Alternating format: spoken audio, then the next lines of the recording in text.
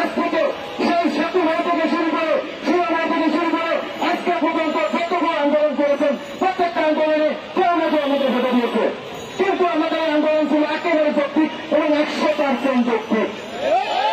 আমরা সেটা আর দায়ন করতে পারিনি। আমাদের বিগত সরকার, আমাদের সরাসরি সরকার বিভিন্নভাবে নিয়োগকর্তা, সুপারিশকর্তা, বিভিন্ন দুর্নীতি টাকার কাছে আমরা নেতাদের হেরে গেছি দিনের পর দিন। আমরা কোনো সাকসেস হতে পারিনি।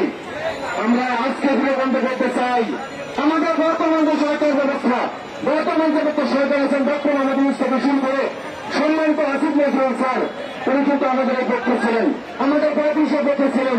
আমরা কখনো চাইনি একটা বয়সকে, একটা চাকরিকে বয়সে পরিবর্তনের জন্য। আজকে যদি বাংলাদেশের প্রধানমন্ত্রী ৭৬ বছর বয়সের প্রধানমন্ত্রী হতে পারে, বাংলাদেশের আজকের অভিনেতা যদি ৮৬ বছর হতে পারে, আজকের মানুষের মাহাতির মোহাম্মদ যদি ৯৬ বছরে প্রেসিডেন্ট হতে পারে, আমাদের চাকরিটা ৩ বছর থাকবে। এটা থাকার মতো কথা নয়। তারপরে আমরা এটাকে বোঝা রেখেছি ব্যবসায় শৃঙ্খলে। আমরা তারুণ্য, আমরা সবকিছু করতে পারি। আমরা তারুণ্য, আমরা চাইলেও সবকিছুকে আমাদের বয়সে ফেলে রাখতে পারি না। সুতরাং আজকে আমি আশা করবো আজকের পর থেকে এবং আজকের পর থেকে মাননীয় সরকার পর্যন্ত আমি রিকোয়েস্ট করবো, দয়া করে আপনি আমাদের প্রত্যেকটা মেনে নেবেন এবং এই ছাত্রদের মতো এসে বেড়াবেন। ৩৫ চাই, ৩৫ চাই, ৩৫ চাই। বলছি আমরা অহিংসে, আমরা বৈষম্য বিরোধী ছাত্র আন্দোলনের পক্ষে রাজপথের লড়াকু সৈনিক। আমরা এই সরকারকে যে কোনো মূল্যে, যে কোনো ভাবে আমরা সাপোর্ট দেব। আমরা এখন একটা ঘোষণা দেব। এই ঘোষণা মানে হচ্ছে আপনারা যারা এখানে আছেন সবাই এক একজন করে দায়িত্বশীল আচরণ করবেন।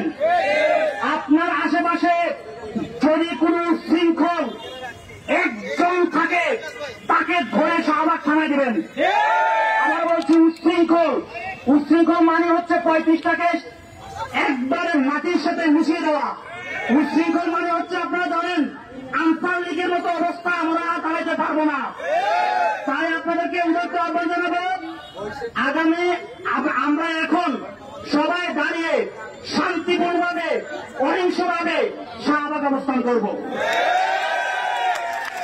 আবার বলছি আমরা শান্তিপূর্ণভাবে অহিংসভাবে আমরা শাহবাগ অবস্থান করব।